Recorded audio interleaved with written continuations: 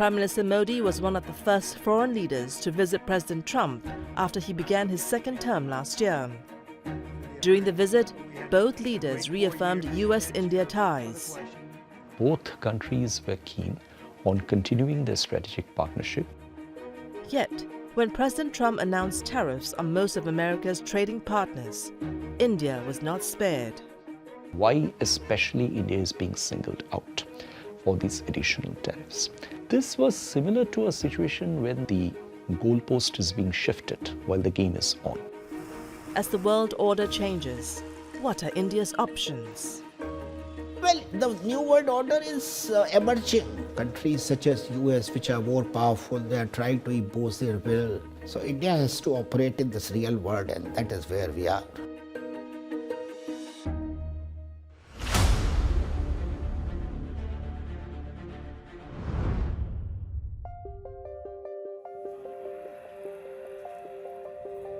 For generations, Pawan Singh's family has tilled their small plot of land in Uttar Pradesh, India. हम ज़्यादातर अपने यहाँ पे गेहूँ, ईख, धान, चावल बोल देते हैं। ये उगाई मेन यही चलता है हमारे यहाँ पे। और कपास भी बो देते हैं और बाजरा, मक्का, इस तरह की चीज़ें भी किसान हम लोग यहाँ पे बोते हैं। Agriculture is the backbone of India. It employs about half of the workforce and accounts for about 18% of India's GDP. हमारे देश में सब्सिडी नहीं है, हर चीज़ बहुत महंगी है। Last month, farmers were up in arms holding rallies across the country. Their discontent and announced a trade deal between the US and India. To protect farmers, India typically has high import tariffs on certain crops like wheat, rice, and sugar. The concern is that the trade deal would remove these protections. और जो हमारे यहाँ का किसान छोटा है वो अपना मार्केट में लेके जाएगा, तो उसकी जरूरत उसको क्यों लेगी सरकार पर? भाई छोटा थोड़े हिस्से को क्यों लेगी? तो उससे हमारे देश का किसान को फसल भी नहीं बिक पाएगा। This episode highlights India's new challenges as the global order shifts. It also marks a change in US-India relations, which had been relatively stable until recently. I think the most defining strategic part of the India-US relations during President Biden's time was that both countries realized that they have very strong strategic value for each other. But cracks in US-India ties showed early in the Trump administration. On April 2nd, 2025, or what came to be known as Liberation Day, President Trump announced tariffs on most of America's trading partners. India was hit with 26% proposed levy. For India, I would say there was a certain degree of disappointment when these tariffs came in, because it was already negotiating a trade agreement with the United States. After months of talks, the tariff rate barely budged, landing at 25% last August. So why did US-India ties see a sudden chill? In May, armed conflict broke out between India and Pakistan.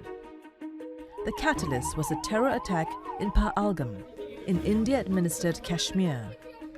After 4 days of intense fighting, a ceasefire was eventually reached. President Trump claimed that the truce had been mediated by the US. Pakistan acknowledged American involvement, subsequently nominating President Trump for the Nobel Peace Prize. India, however, denied the American leader's role in the deal. There was this one big understanding that we had achieved with Pakistan, which is all our issues with Pakistan would be resolved on bilateral basis. We were not very happy with President Trump's repeated claims about that he had played a mediatory role. And I think President Trump did not like that, because he was hoping to get a Nobel Peace Prize, and he thought that this fellow Modi was trying to cut my chances.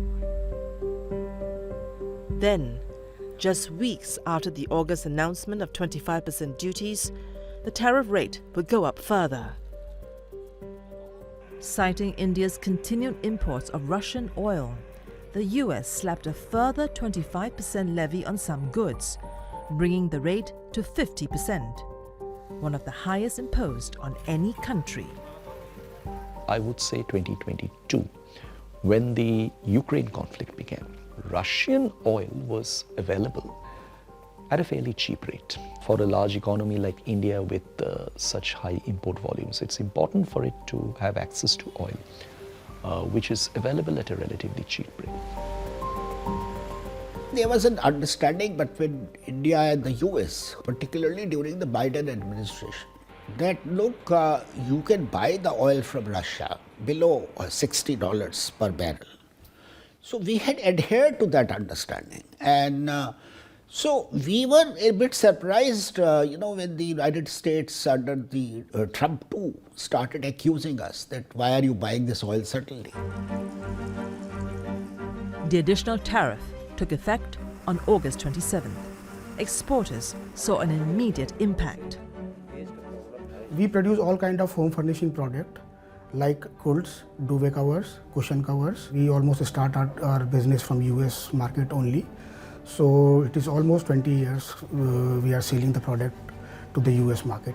And when we came to know that the tariff imposed us on us 50%, customers are now asking for discounts and revised price negotiations are there in the business. So that directly impact to our profitability. India, like China, had been a major beneficiary of the free trade framework championed by the WTO. It has enabled it to become a part of global supply chains and global production networks and would continue to support that particular framework. The fact that the United States has clearly indicated that it is disappointed with the rules-based trade order is definitely a bad sign for the WTO. Who can stand up to Trump? No one can, because he doesn't like that. And the fact is that whether we like it or we don't, United States is the single most powerful country, even now in today's world, though China has come pretty close to the United States. So, if relations with the US are now in flux, what are India's options? In August last year, Prime Minister Modi made a visit to China, his first since 2018. There, he met President Xi at the sidelines of the Shanghai Cooperation Organization Leaders Summit in Tianjin. This comes after a 5-year chill in bilateral relations following deadly border clashes between the two countries. Many consider this to be a strategic reset in the India-China relations. Over the last 1 year, there has been a significant change. And this significant change has actually arisen from the fact that the United States trade policies entire strategic landscape in which India and China exist, along with several other countries, a very unpredictable and uncertain phase. We are together in BRICS, we are together in SCO. If China becomes a little much more understanding or helpful to us, much more accommodative of India's interest, and that will be a great improvement, lead to a great improvement. These organizations are another strategic outlet for India. BRICS, a coalition of non-Western economies, is garnering increasing interest from countries wanting to join its ranks. India is a founding member and chairs it this year. I think BRICS is a group which is positioning itself as an alternative to the G7, and these countries are working for a multipolar world, strengthening multilateralism, while the US is trying to weaken multilateralism. Yet, the grouping remains largely consultative, lacking the binding commitments and enforcement tools that characterize more established multilateral institutions. BRICS is a young group. It's a group which is expanding. Now, these are countries with different background, different sizes of economy. Some of these countries have mutual rivalries. And then we have to get into the habit of working from common positions, like you see in G7. But in February, a a trade deal was finally struck. In exchange for lifting the punitive 25% tariffs, President Trump stated that Prime Minister Modi had agreed to stop imports of Russian oil. India has not publicly acknowledged this claim. India might have weighed a number of pros and cons and sensed that an absolute insistence on maintaining its purchases of Russian oil doesn't make sense at a point in time in digging this idea too deep with the United States. But at the same time, I will be very surprised if there is a blanket commitment on paper or from India to say that it has stopped buying Russian oil. Nonetheless, the tariffs were set to be reduced to 18%.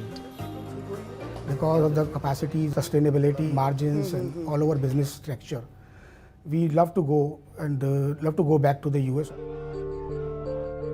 However, not all were pleased with the deal, as farmers raised concerns of being undercut by US imports. The government, meanwhile, has said certain staples will be excluded from the deal. America और India का जो समझौता हुआ है, ये समझौता हमारे देश के लिए पक्ष में नहीं है, क्योंकि हमारे देश में किसान जो छोटे वर्ग का है, कोई बड़े वर्ग का नहीं है. अमेरिका में बड़े वर्ग का हुआ किसान. We said certain sectors we can't open, like wheat, rice, corn. These are no-go. I mean, so basically we have tried to protect small farmers. That has been the government concern. But things would get complicated once again. The restrictions on buying Russian oil have been lifted to ease energy prices following the war in Iran. A US Supreme Court ruling struck down Mr. Trump's tariff regime. In response, the president immediately announced a new global tariff of 10%, with intentions of raising this to 15%. As far as President Trump is concerned, he is completely undependable. He is very volatile. No country can say that President Trump will adhere to or uphold whatever has been agreed. As the stability of the previous world order fades, the new one could present both risks and opportunities for India. India has a sort of a unique position. India is one of the world's largest economies. It is the most populous economy. Over the next 20 to 25 years, if it can play its cards well, it can actually have that ability to influence the world order in its own way. I think the best option for India moving forward is to chart out an inclusive agenda. In today's world, it is not possible to work in isolation. But what about small and medium powers? How will they navigate the new world order?